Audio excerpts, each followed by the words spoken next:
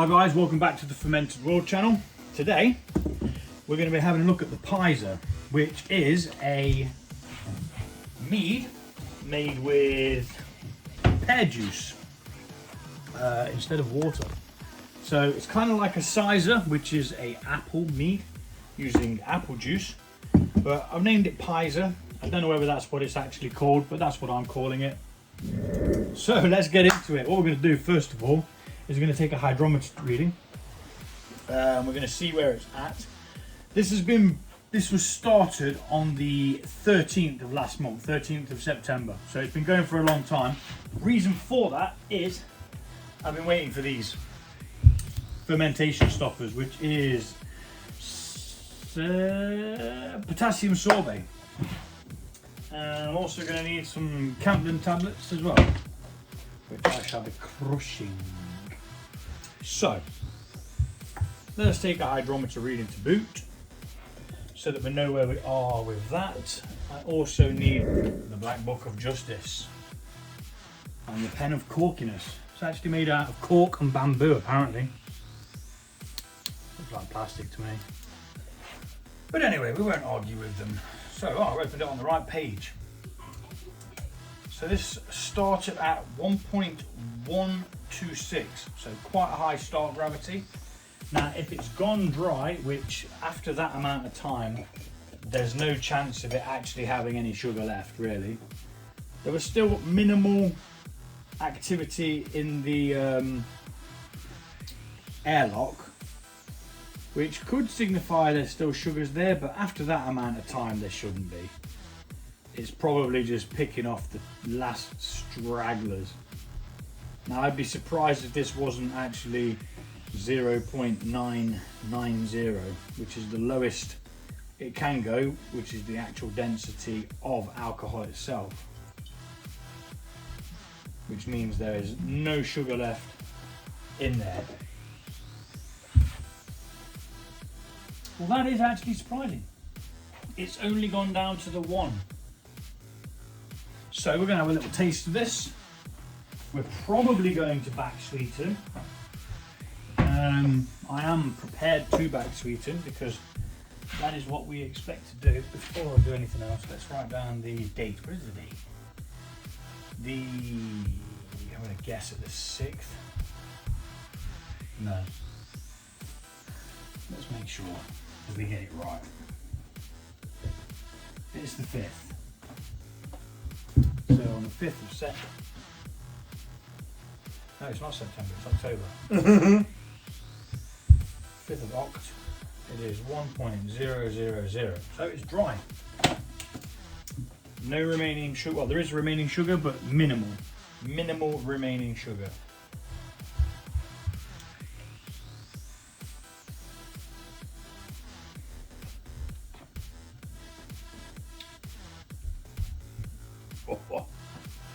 It's strong. It's nice though.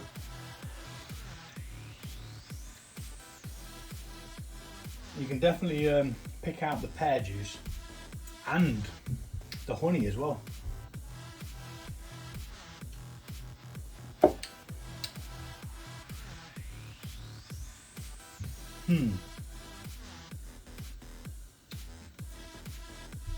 We'll ponder what we're going to do with that. I'm not going to make any rash decisions. Let us rack it off first into this, because it's going into secondary anyway. What we do need to do is take a small sample actually and add a little bit of honey to that to see whether we want to back sweeten it. Now the chances are we will, because I like sweet mead, but that did actually taste quite nice on its own. So yeah, let's rack this off and we'll go from there. Let's speed this up because racking is boring. I'm actually going to stop right there because I'm getting ahead of myself. I was supposed to put the fermentation stoppers in so that it starts mixing in as it goes. So I need half a teaspoon and I've only got a quarter teaspoon measurer because the other one has vanished into the depths of doom, as always. So in that goes, and what we're going to do now is we're going to crush down a Campden tablet, just the one, and we're going to need the mortar. Which one's the pestle and which one's the mortar? Is that the pestle and that's the mortar? That's what I think it is anyway. So we're going to crush that down.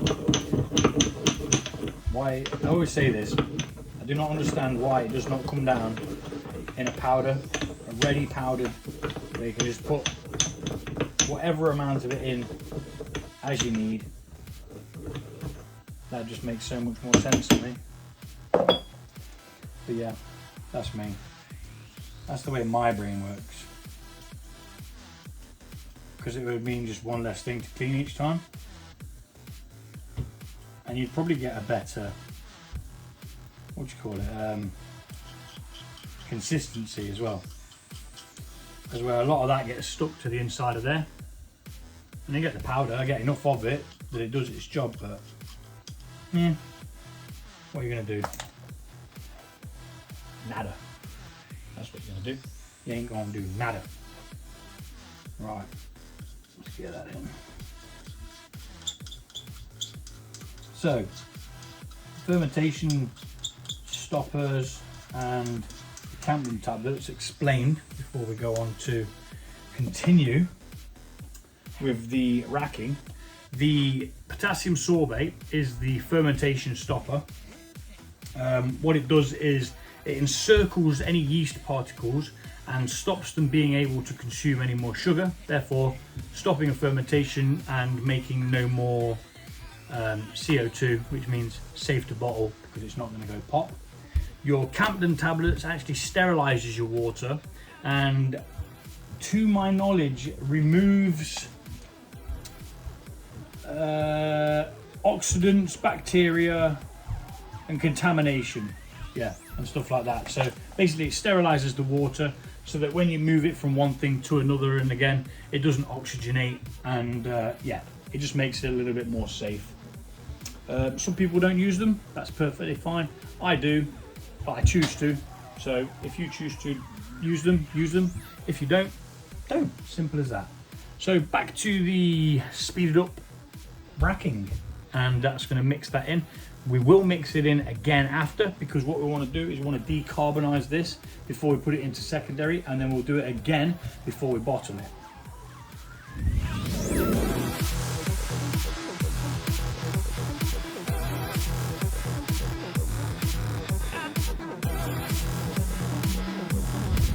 So I've had to use the same method as I have done with the pear cider and the perry that I brewed.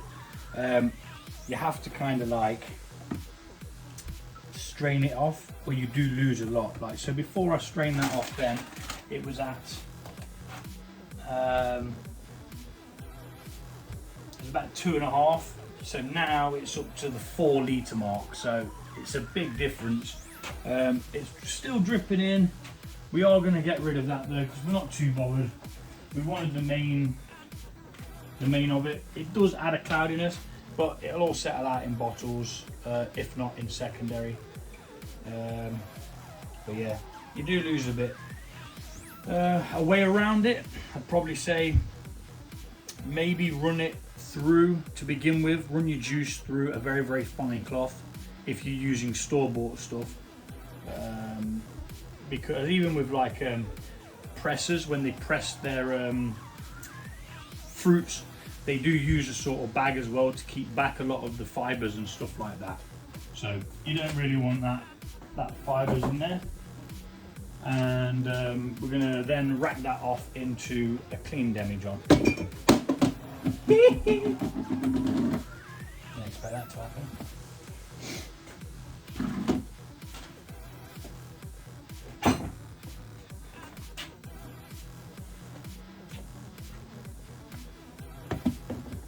So let's speed it up. Okay, so actually what we didn't do was mix.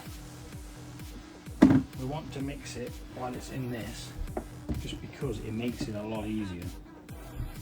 It's going in there anyway, so that can just rest in there. Get the squizzle stick. Gently, I need that out of the way. Put that. I'll have to put it in there for now. And then we're going to gently mix. Gently, because we don't want to add oxygen. If we add oxygen, it could very well turn to vinegar. Something called Acetobacters, which is a type of bacteria that turns alcohol into vinegar, which we don't want. We want this lovely pear mead. It's a bit steamy there, isn't it?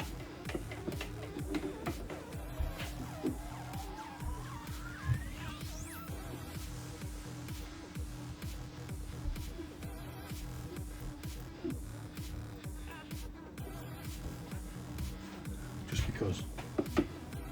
Anyway, as I say, we're mixing to try and take any excess carbon dioxide out of there, nice and gently, back and forward.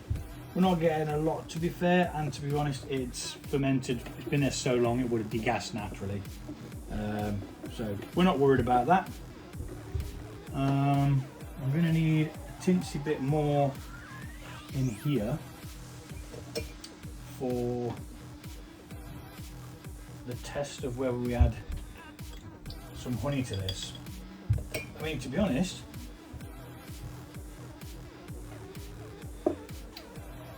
it is quite nice itself. I think it's got a high ABV, which could possibly be overpowering it.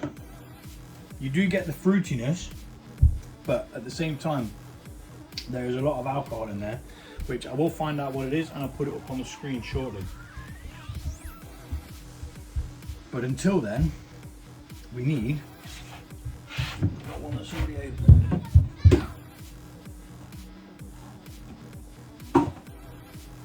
Guys, I'm doing a video. I have asked you to be quiet. And we're back. All kids still alive. Just. Right. So we're going to have a little bit of a test with this. We're just going to put a little bit in, not too much. Enough to make it sweet. If kind of mimic the amount that we was going to put in if we'd have put all of that in there. Now hopefully it amplifies the flavour, gets rid of that sharpness from the high ABV, because I meant to stop it before it had got to this. So I'd probably aim for something around the 13 mark if you can get that, if you do try and replicate this, because that'll leave a lot of sweetness and a lot of the honey flavour in there as well. So let's give this a little test. Make sure it's all mixed in, like so.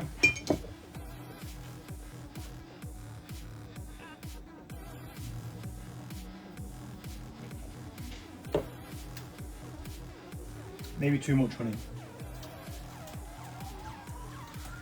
because now I can't taste the pear.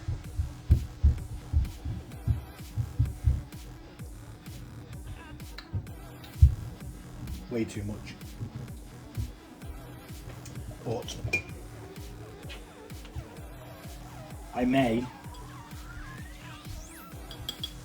wish to do it, but with less. So I did put quite a bit in. Let's put a titchy bit in this time. I'm not weighing it out because I'm just trying to gauge how much I'd need. I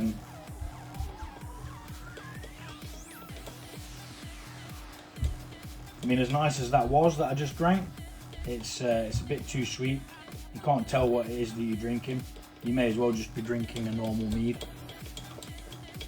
Not a lot of the pear flavour coming in. So depending on what this one tastes like, depends on whether this stays dry like it is with just the residual sweetness.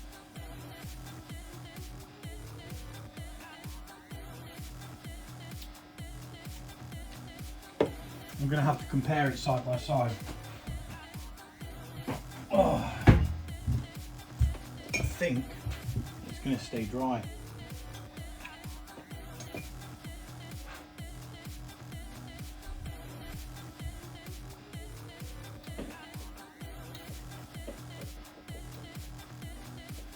got a bit of a harsh zing to it.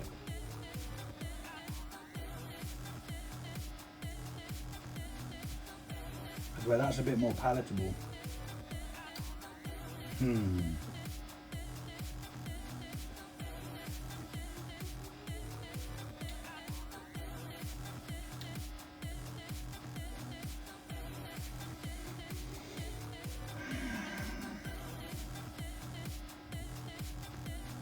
I'm going to leave it dry.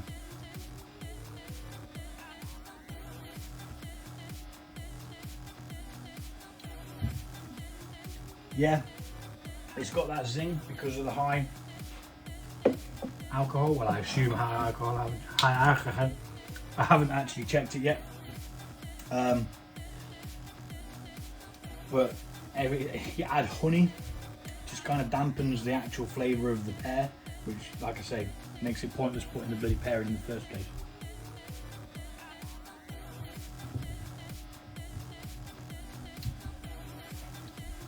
Yeah, so that's that then.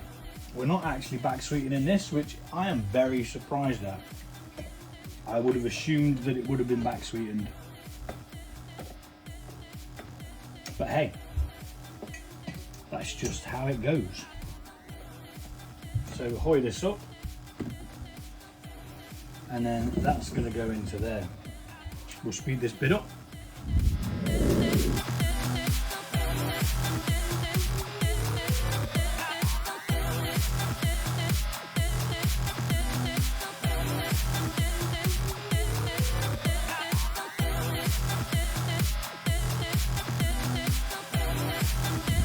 Okay, so that's where we're at the moment. Got about 4 litres of this. This last bit is going to go into here as gently as possible. Although we've put the Camden tablet in, we just don't want to risk losing the batch. We'll get the airlock. I'm just reusing the airlock. It's the same liquid that was in there beforehand, so I'm not too bothered. Although there's something in there that's bothering me, but I'm sure it'll be alright. Don't know what it is. Might be a bit of the pear pith. And that's that. We're going to label this up and we're going to let it clear out. And then once it's clear, we will bottle it. So we'll be back for the bottling video. Take it easy. Thanks for watching. See you soon.